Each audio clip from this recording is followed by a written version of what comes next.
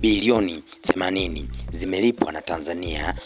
kuwa mwenyeji AFCON 2027, ambapo imeelezwa kuwa serikali ya Tanzania imelipa dola milioni 32 zaidi ya shilingi bilioni 80 kwa Confederation of Africa Football maarufu kama CAF kama sehemu ya masharti ya kuwa mwenyeji wa mashindano ya Africa Cup of Nations 2027 maarufu kama AFCON. Waziri wa Habari, Utamaduni, Sanaa na Michezo Paul Christian Makonda amesema malipo hayo ni ya ada ya lazima inayotakiwa kulipwa na nchi zilizochaguliwa kuandaa mashindano hayo makubwa ya soka barani Afrika. Kwa kawaida kila nchi inayokuwa mwenyeji wa AFCON inalazimika kulipa kiasi fulani cha fedha kwa CAF kama sehemu ya maandalizi ya mashindano hayo, alisema Makonda.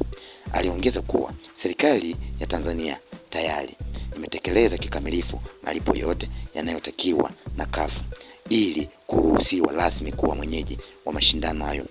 Kwa mjibu wa taarifa iliyotolewa na waziri wa michezo, anasema tayari tumelipa fedha zote zilizohitajika kwa CAF ili Tanzania iweze kuwa mwenyeji rasmi wa AFCON. Tunazungumzia takriban dola milioni 32 za Kimarekani, alifafanua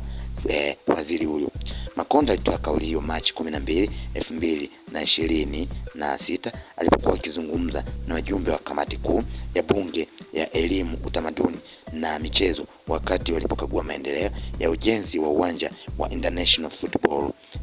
uliopo jijini Arusha,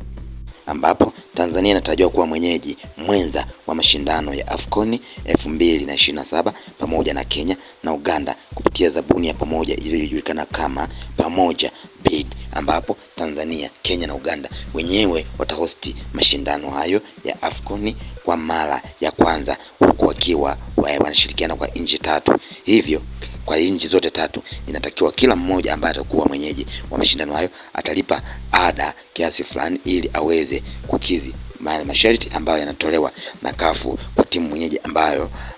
ataweza kuhosti mashindano hayo. Kwa hiyo kwa Tanzania kwa mjibu wa waziri wa michezo anadai kwamba wameshalipa takriban bilioni 80 na zote wameshamaliza, kama ni mojawapo ya kanuni ya CAF ambayo inataka nchi mwenyeji aweze kutimiza masharti hayo, na Tanzania tayari ameshatimiza hayo. Aliweza kuzungumza wakati akikagua miundombinu ya uwanja mpya wa kisasa kabisa uliopo jijini Arusha, ambao utakuwa ni International Football Stadium jijini Arusha, ambao uwanja huo ni moja ya vile viwanja ambavyo vitatumika kwenye mashindano hayo ya AFCON, ikiwemo pamoja na kufanyia mazoezi na pamoja na kupangiwa kwenye mkundi tofauti tofauti.